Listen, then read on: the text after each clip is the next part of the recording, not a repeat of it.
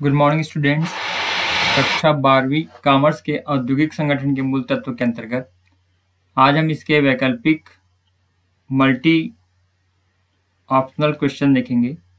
चूंकि इस विषय में किसी प्रकार का प्रैक्टिकल का अंग निर्धारित नहीं है, इसलिए जो ऑब्जेक्टिव हैं, खाली स्थान है, वो बहुत महत्वपूर्ण हो जाते हैं। ये MCQ पार्ट 1 है। लीजिए अब हम देखते हैं। आपका पहला प्रश्न है, विवेकीकरण के कितने पक्ष होते हैं? पहला ऑप्शन है तकनीकी पक्ष, दूसरा ऑप्शन है संगठनात्मक पक्ष, तीसरा ऑप्शन है समिति पक्ष एवं सामाजिक पक्ष और चौथा है उपरोक्त सभी। बच्चों, इसका सही उत्तर है उपरोक्त सभी। क्योंकि हमने पहले ही पढ़ा है कि जब हम विवेकीकरण के पक्ष को निर्धारित करते हैं तो उसमें तकनीकी, संगठनात्मक, सामाजिक पक्ष तीनों शामिल होते हैं। इस प्रकार आपका सही उत्तर होगा उपरोक्त सभी। दूसरा प्रश्न है, जोशी समिति का गठन कब किया गया था? पहला ऑप्शन है 1958, दूसरा ऑप्शन है 1960, तीसरा ऑप्शन है 1948 और चौथा ऑप्शन है इसमें से कोई नहीं। बच्चों, मैं पहले आपको बता दूं, जो जोशी समिति है, इनका पूरा नाम था श्री DS जोशी। और इसके पहले भारत में जब टेक्सटाइल अर्थात कपड़े से संबंधित उद्योग के विकास के लिए जब सरकार ने टेक्सटाइल्स इंक्वायरी कमेटी बनाई थी, तो वो कमेटी इसी के परिप्रेक्ष्य में थी, जिनके चेयरमैन थे श्री DS जोशी, और यह कमेटी बनाई गई थी सन 1958 में।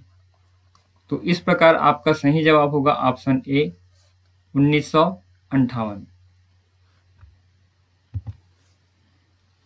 तीसरा प्रश्न है, सूती मिल पुनर्गठन समिति का गठन कब किया गया था? सूती मिल पुनर्गठन, इसमें 4 ऑप्शन दिए हैं। ऑप्शन ए 1970, 1960, 1968 और 1989। ये प्रश्न आपको डायरेक्ट याद करने वाले प्रश्न हैं, इसलिए आप ध्यान रखेंगे। इस प्रश्न का सही उत्तर है सन 1968। आपका सही उत्तर हो जाएगा 1968। चौथा क्वेश्चन है, टेक्सटाइल्स आधुनिकीकरण कोष का गठन कब किया गया था? टेक्सटाइल जिसका संबंध कपड़े उद्योग से होता है, इसमें भी 4 ऑप्शन है। पहला ऑप्शन 1980, दूसरा ऑप्शन 1982, तीसरा ऑप्शन 1986 और चौथा ऑप्शन 1990। तो बच्चों, इस प्रश्न का सही जवाब है सन 1986, अर्थात आपका ऑप्शन नंबर सी जो है इस प्रश्न का सही जवाब होगा। अगला प्रश्न है, जूट सलाहकार परिषद का गठन कब किया गया था? पहला ऑप्शन है 1970, दूसरा ऑप्शन 1980, तीसरा ऑप्शन 1964 और चौथा ऑप्शन है 1974। तो बच्चों, ये जो जूट सलाहकार समिति है, इसका गठन वास्तव में हुआ था सितंबर 1964।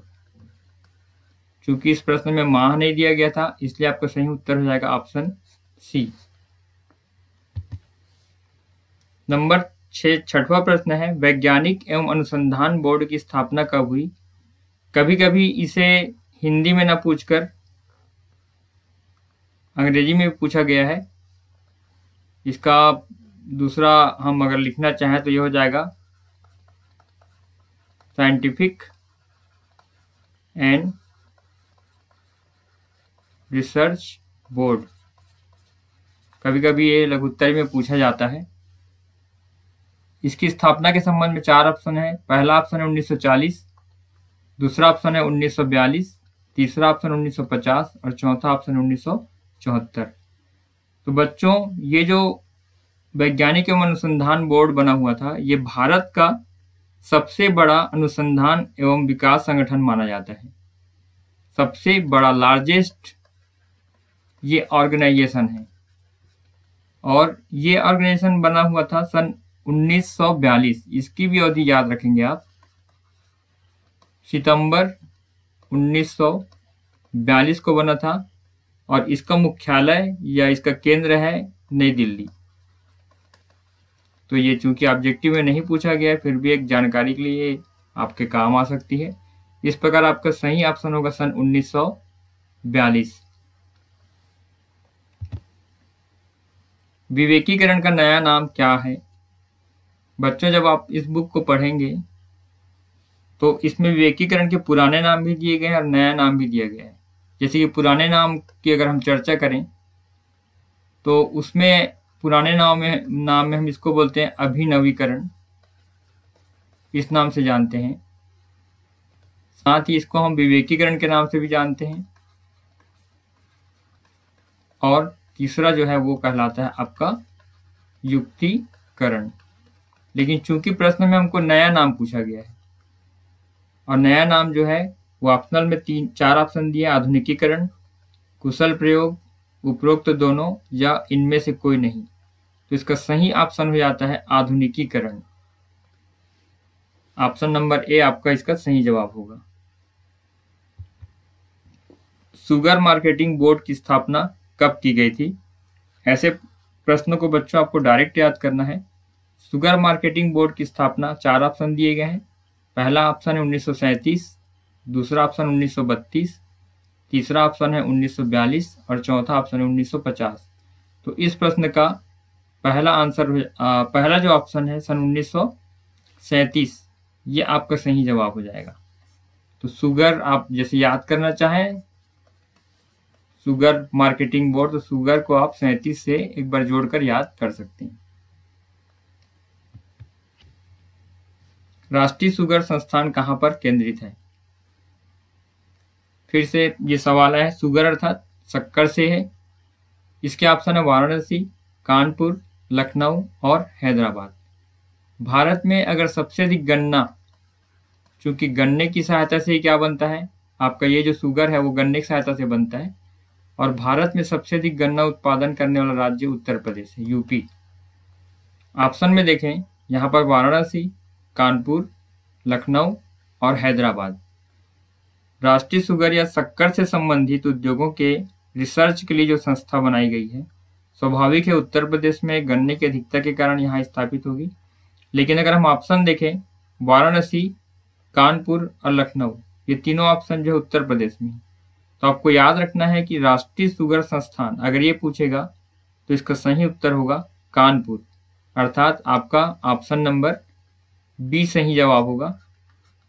राष्ट्रीय शुगर संस्थान कहाँ पर केंद्रित है? तो ये है कानपुर। अगला प्रश्न देखते हैं हम, प्रश्न क्रमांक 10।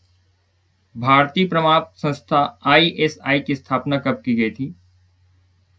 ये ऑप्शन है 1940, 1947, 1980 और सन 2007। बच्चों, जो भारतीय प्रमाप संस्था है, इंडियन स्टैंडर्ड इंस्टीट्यूट, तो हमने कई उत्पादों में इस प्रकार का चिन्ह देखा होगा।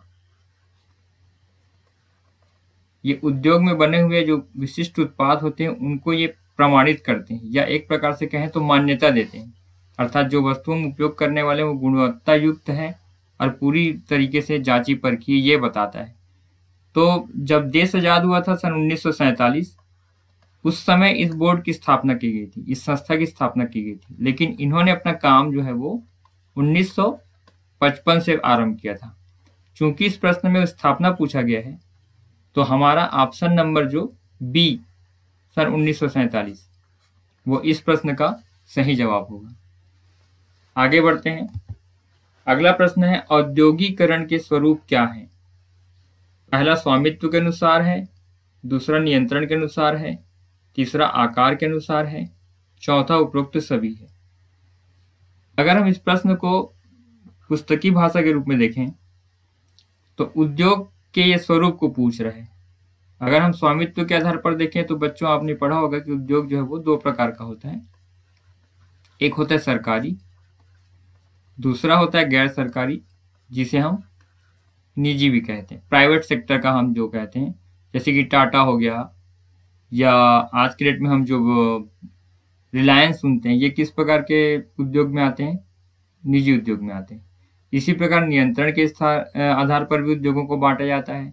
इसी प्रकार अगर हम आकार की बात करें तो आपने देखा है कि जो उद्योग होते हैं वो अलग अलग प्रकार के होते हैं, जिन्हें स्वरूप के हिसाब से हम या तो लघु, सबसे छोटा हम कह देते हैं कुटीर, फिर लघु, फिर हो जाता है आपका मध्यम, और इससे जो बड़े उद्योग होते हैं वो कहलाता है वृहद। तो इस प्रश्न का तात्पर्य क्या था कि स्वरूप किस प्रकार के होते हैं? तो हमारा option A, option B, option C, ये पूरा जो है उद्योगों के स्वरूप को तय करता है। इसलिए इस प्रश्न का सही जवाब होगा उपरोक्त सभी। अगला प्रश्न है उद्योगों के प्रभाव हैं। औद्योगिकरण के प्रभाव हैं। औद्योगिकरण के प्रभाव का मतलब यह है कि अगर आपकी अर्थव्यवस्था में कोई उद्योग अगर है तो उसका धनात्मक प्रभाव पड़ेगा, और अगर उद्योग नहीं है तो उसका ऋणात्मक प्रभाव पड़ता है। ऑप्शन में दिया है विदेशी व्यापार में प्रभाव, सामाजिक प्रभाव परिणाम, आंतरिक संरचना, उपरोक्त सभी। तो उद्योगों के स्थापित होने से विदेशी व्यापार में वृद्धि होती है, सामाजिक परिणाम भी प्रभावित होते हैं, समाज में लोगों का जीवन स्तर और उनका व्यवहार ये सब उद्योगों से प्रभावित होता है। इसके अलावा देश के अंदर की आंतरिक संरचना ये भी प्रभावित होती है। तो इस प्रश्न का सही जवाब होगा उपरोक्त सभी, अर्थात ऑप्शन डी। विवेकीकरण कहा जाता है। विवेकीकरण में एक शब्द आपने इसके पहले पढ़ा है, विवेक। तो इस प्रश्न को पहले समझ ले। विवेक का अर्थ होता है सोच समझ कर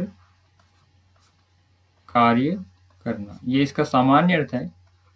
उद्योग के अगर हम तात्पर्य में इसका अर्थ लें तो एक उद्योग के अंतर्गत विवेकीकरण का तात्पर्य औद्योगिक कार्य को ऐसे सोच समझ कर करना है जिससे कि किसी वस्तु की लागत कम हो और वो गुणवत्ता युक्त हो। अब आपके ऑप्शन में दिया विवेकपूर्ण कार्य, ध्यानपूर्वक कार्य, लगन से कार्य, और इनमें से कोई नहीं। तो इसका सही उत्तर होगा ऑप्शन नंबर ए, विवेकपूर्ण कार्य। विवेकपूर्ण कार्य का तात्पर्य होगा सोच समझकर कार्य करना। आइए हम बढ़ते हैं आगे। नंबर 4, विवेकीकरण का उद्गम स्थल है, या इसका ये पूछ रहा है कि विवेकीकरण का उद्गम कहाँ से हुआ है। हमारे पास ऑप्शन है जापान, अमेरिका, जर्मनी और इंग्लैंड। बच्चों जब आपने ये विवेकीकरण पढ़ा होगा तो इसमें आपने एक शब्द पढ़ा होगा अल्फ्रेड वेबर, जिन्होंने बाद में जाकर उद्योग के स्थानीयकरण सिद्धांत को प्रतिपादित किया था। ये रहने वाले थे जर्मनी के, और सन 1909 में इन्होंने सिद्धांत प्रतिपादित किया था। तो इसी विवेकीकरण को हम अल्फ्रेड वेबर से जोड़ते हैं। चूंकि ये जर्मनी के थे तो हम ये मानते हैं कि विवेकीकरण का जन्म भी जर्मनी में हुआ। इसलिए इस प्रश्न का सही उत्तर होगा ऑप्शन सी, जर्मनी। प्रश्न क्रमांक 15, विवेकीकरण कितने पक्षों में कार्यरत है। इसको हम एक चीज और कह सकते हैं कि विवेकीकरण को कितने भागों में बांटा गया है। इसके पहले हमने एक ऑब्जेक्टिव देखा था जिसमें इसका स्वरूप दिया था। विवेकीकरण को पहले हम ऑप्शन पढ़ लेते हैं। पहला है एक पक्ष में कार्यरत है, ऑप्शन बी 2 पक्ष है, ऑप्शन सी 3 पक्ष है, और ऑप्शन डी जो है 4 पक्ष है। तो जब हम इसे एक थ्योरिकल पोर्शन में देखेंगे तो यह तकनीकी रूप से बढ़ता है। तकनीकी रूप से भी हम इसको मानते हैं और तकनीकी रूप से इसका अलग वर्गीकरण होता है। दूसरा है संगठनात्मक रूप से, अर्थात संगठन के रूप में भी इसका अलग आकार होता है। तीसरा है वित्तीय स्वभाव में भी हम इसको देखते हैं थ्योरिकल पोर्शन में। और चौथा और अंतिम होता है सामाजिक। प्रश्न में पूछा कि कितने पक्ष में कार्यरत हैं, थ्योरिकल पोर्शन में 4 हैं। इसलिए इसका ऑप्शन डी जो है वो आपका इस प्रश्न का सही जवाब होगा। अगला प्रश्न है विवेकीकरण किस अपव्यय को कम करता है? अपव्यय का तात्पर्य होता है सामान्य व्यय या उपयुक्त व्यय से अधिक व्यय अपव्यय कहलाता है। तो अब ऑप्शन देखें, श्रम तथा वस्तु से होने वाला अपव्यय, संगठन एवं तकनीकी से होने वाला अपव्यय, उत्पादन और वितरण में होने वाला अपव्यय। तो बच्चों ये जब विवेकीकरण हम करते हैं तो वो किसी संस्था के संपूर्ण क्षेत्र को प्रभावित करता है, चाहे वो श्रम से संबंधित हो, चाहे संगठन से संबंधित हो, चाहे उत्पादन और वितरण से संबंधित हो। इसलिए इस प्रश्न का सही उत्तर होगा उपरोक्त सभी, अर्थात ऑप्शन डी आपका सही आंसर होगा। आगे बढ़ते हैं। अगला प्रश्न है विवेकीकरण का पर्यायवाची है, या विवेकीकरण को हम और किस किस नाम से जानते हैं? अभी कुछ देर पहले मैंने इसका आपको प्राचीन नाम बताया था। ऑप्शन दिया है अभिनवीकरण, युक्तिकरण, विवेकीकरण और सभी। तो चूंकि इसमें हम चर्चा कर चुके हैं तो स्वाभाविक सी बात है इसका सही आंसर होगा ऑप्शन डी, उपरोक्त सभी। ऑब्जेक्टिव नंबर 18, विवेकीकरण से उत्पादक को कौन सा लाभ होता है? जब हम थ्योरिकल पोर्शन पढ़ते हैं तो वहां पर लाभ हमको उत्पादक को भी होता है, उपभोक्ता को भी होता है, श्रमिकों को भी बताया गया है और सरकार को भी बताया गया है। लेकिन इसमें खास पूछा गया है कि जो प्रोड्यूसर होता है इसको कौन सा फायदा होता है? ऑप्शन ए है उत्पाद का विशिष्टीकरण, बी है सरलीकरण, सी यंत्रीकरण और डी है उपरोक्त सभी। तो जब एक उद्योग में विवेकीकरण स्थापित होता है तो उत्पाद विशिष्ट रूप से बनने चालू हो जाते हैं, उसमें कुशलता आ जाती है, यंत्रों के प्रयोग से कार्य सरलता से होता है और यंत्रीकरण में हम प्राचीन यंत्रों के स्थान पर नए यंत्रों का उपयोग आधुनिकीकरण के रूप में करना प्रारंभ कर देते हैं। इसलिए ये तीनों ऑप्शन सही हैं और अगर हम कुल मिलाकर कहें तो उपरोक्त सभी इस प्रश्न का सही आंसर होगा। अगला प्रश्न है विवेकीकरण से उपभोक्ता को निम्न में से कौन सा लाभ होता है? अब ध्यान रखेंगे आपको पूछा जा रहा है उपभोक्ता। ऑप्शन है नवीन प्रयोग, जीवन स्तर में सुधार, कार्यक्षमता में वृद्धि और रोजगार में स्थिरता। तो याद रखेंगे बच्चे जो नवीन प्रयोग होता है ये फायदा होता है उत्पादक को, न कि उपभोक्ता को। तो ये आपका गलत हो जाएगा।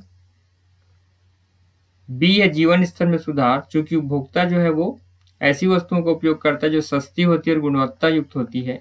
तो इसका अर्थ निकला कि सही ऑप्शन ये बी है।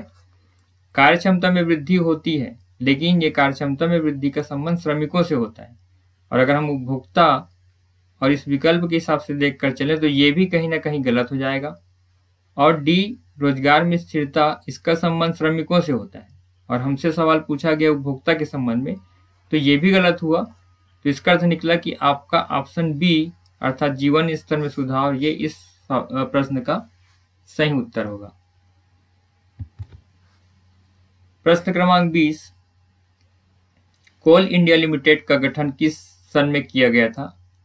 कभी कभी इसको ऑब्जेक्टिव टाइप में कोल इंडिया लिमिटेड ना देकर CIL इस रूप में दे देता है। ये कभी कभी ऐसे प्रश्न आते हैं जिसमें CIL देकर इनका संपूर्ण या फुल फॉर्म पूछा जाता है। तो ये ऑब्जेक्टिव के रूप में भी काम आएगा और अगर 2 नंबर में पूछ दिया कि CIL क्या है तो आप इसको लिख सकते हैं। CIL क्या हो जाएगा बच्चों? कोल इंडिया लिमिटेड। अब प्रश्न आपसे पूछा है कि इसका गठन किस सन में हुआ था? तो ये प्रश्न डायरेक्ट याद करने वाला प्रश्न है। कोल इंडिया लिमिटेड का गठन ऑप्शन दिया 1972, 1975, 1974 और 1973। तो इस प्रश्न का सही जवाब है सन 1975।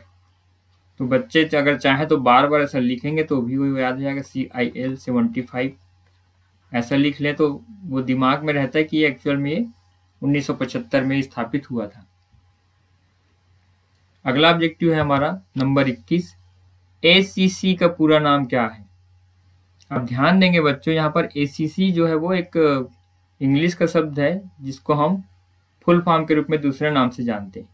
यहाँ पर 4 ऑप्शन दिया है। नंबर ए है एसोसिएटेड कंस्ट्रक्शन कंपनी, दूसरा ऑप्शन है एसोसिएटेड सीमेंट कंपनी, तीसरा ऑप्शन है एशियन सीमेंट कॉरपोरेशन और चौथा है इनमें से कोई नहीं। सामान्य अगर हम बोलचाल की भाषा में देखें तो एसीसी का नाम आपने किससे जोड़कर सुना होगा? ये सुना होगा आपने सीमेंट से। तो इसका अर्थ निकला कि यहाँ पर कंस्ट्रक्शन दिया है, तो ये ऑप्शन गलत हो जाता है। अब यहाँ पर दो नाम दिए, एसोसिएटेड और एशियन। एसोसिएटेड को हम सामान्य अर्थ में ये कह सकते हैं कि ऐसी बहुत सारी संस्थाएं जो मिश्रित रूप से एक साथ काम करती है।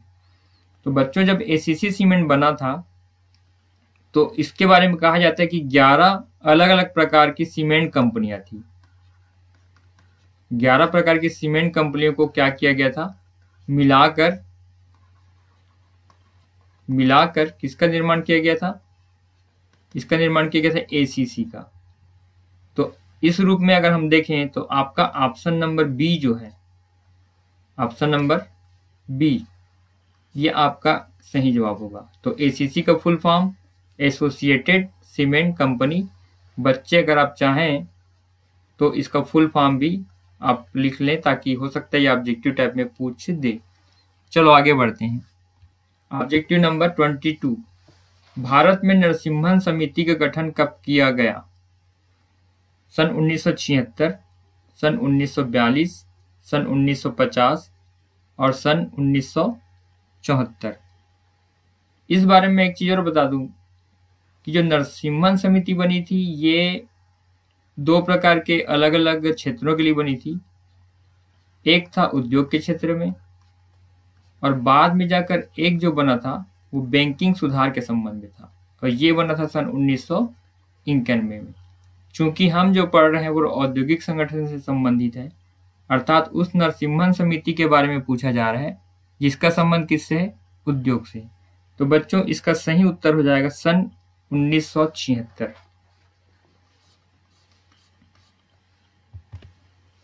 भारत में पटसन आधुनिकीकरण निधि योजना कब लागू की गई थी?